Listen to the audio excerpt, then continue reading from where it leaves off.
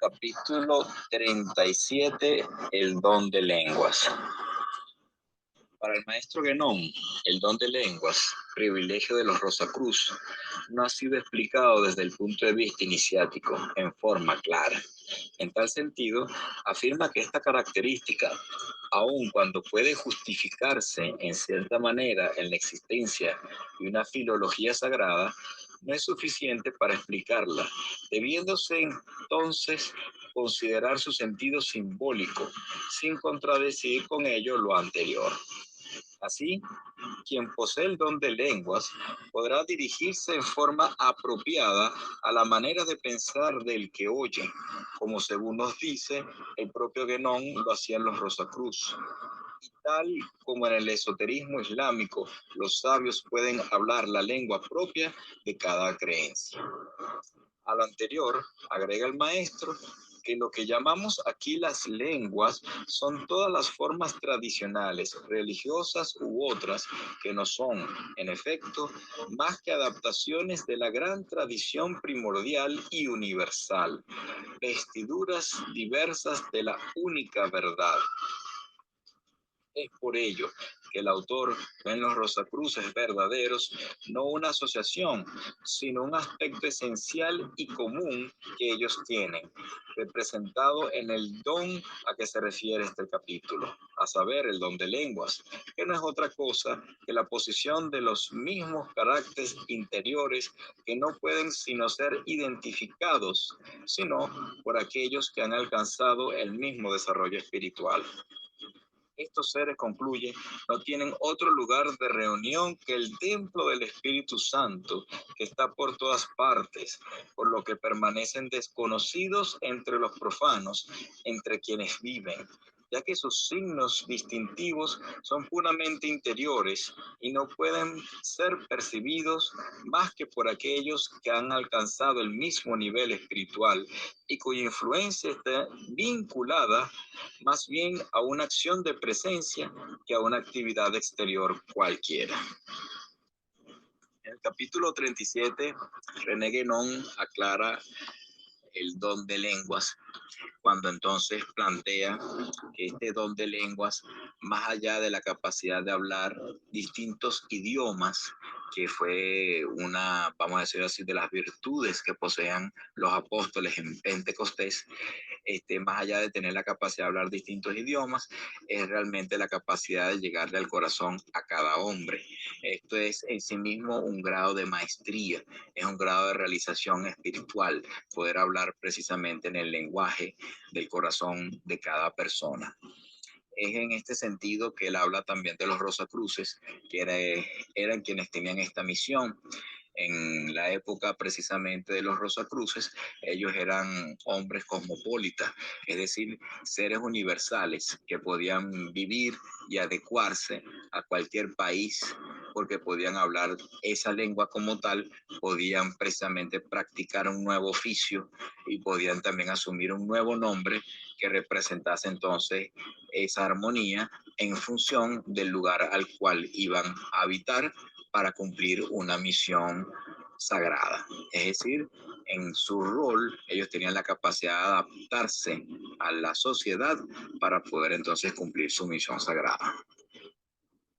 Capítulo 38, Rosacruz y Rosacrucianos.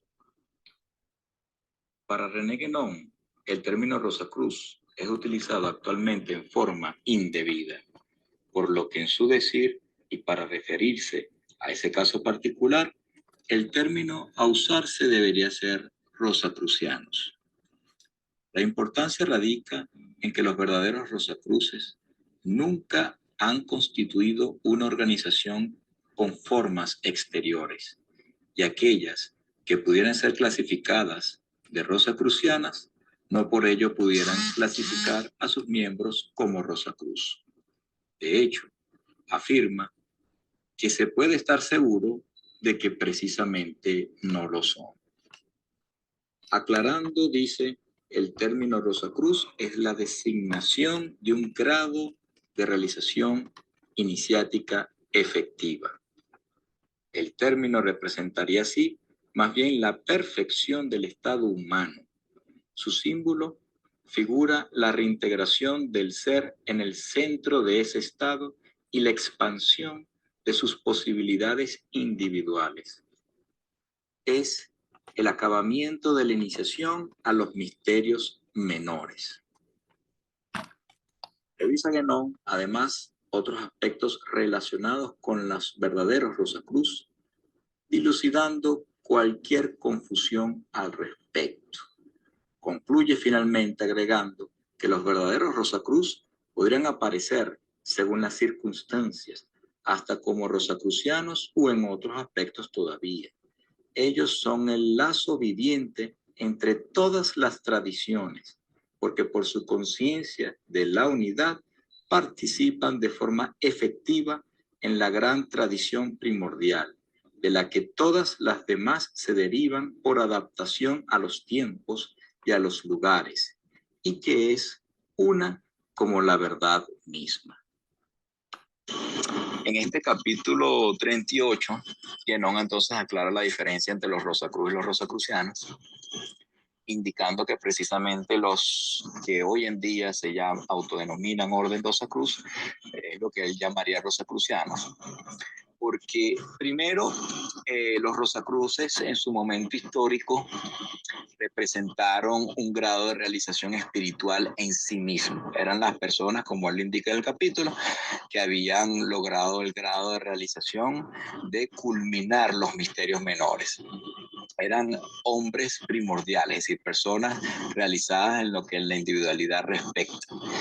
En este sentido, lo que hoy en día se conoce como Rosacruces o como la Orden Rosacruz, realmente serían personas que tomaron libros, agendas, vamos a decirlo así, de trabajo operativo, de trabajo particulares, de oratoria, de los antiguos Rosacruces, y pensaban que, bueno, que simplemente por leer y estudiar lo que ellos tenían escrito, podían llegar a los mismos grados de realización espiritual, incluso sin una cadena iniciática que lo vinculase, ningún rito, ninguna transmisión de una influencia espiritual, simplemente buscando libros de personas rosacruces que murieron en el pasado, entonces piensan que pueden retomar esa tradición. Entonces, en este respecto, nos dice que más bien los rosacruces era por ser un grado de realización, solamente eran identificados por aquellas personas que también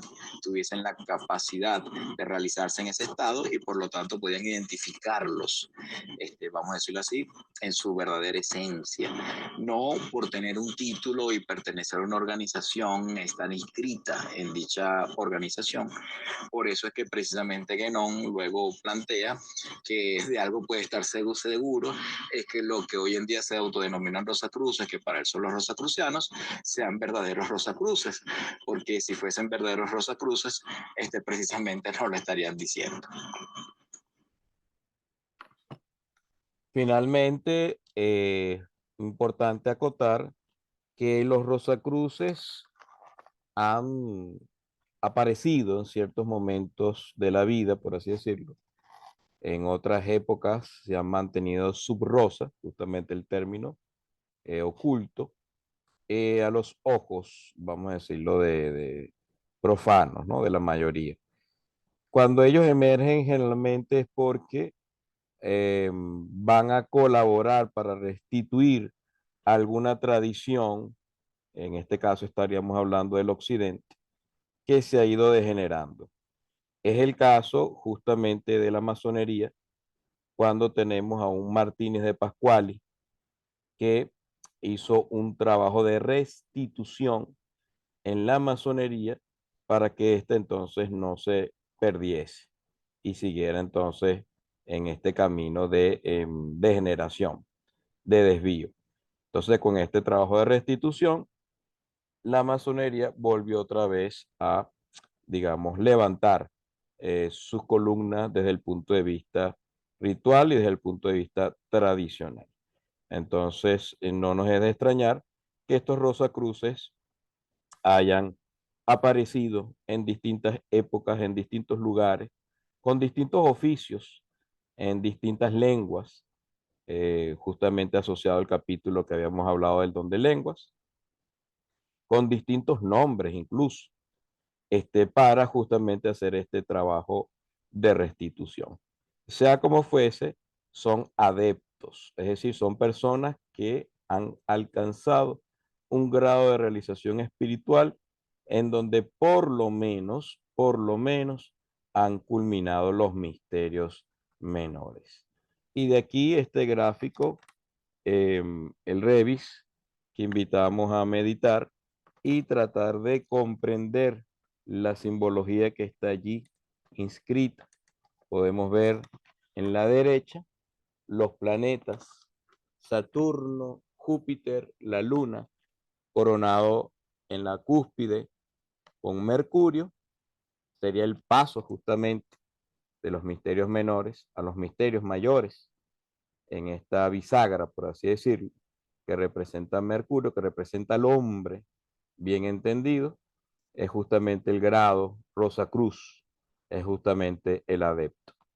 Para luego continuar con el Sol, o sea, hacia la izquierda, Marte y Venus.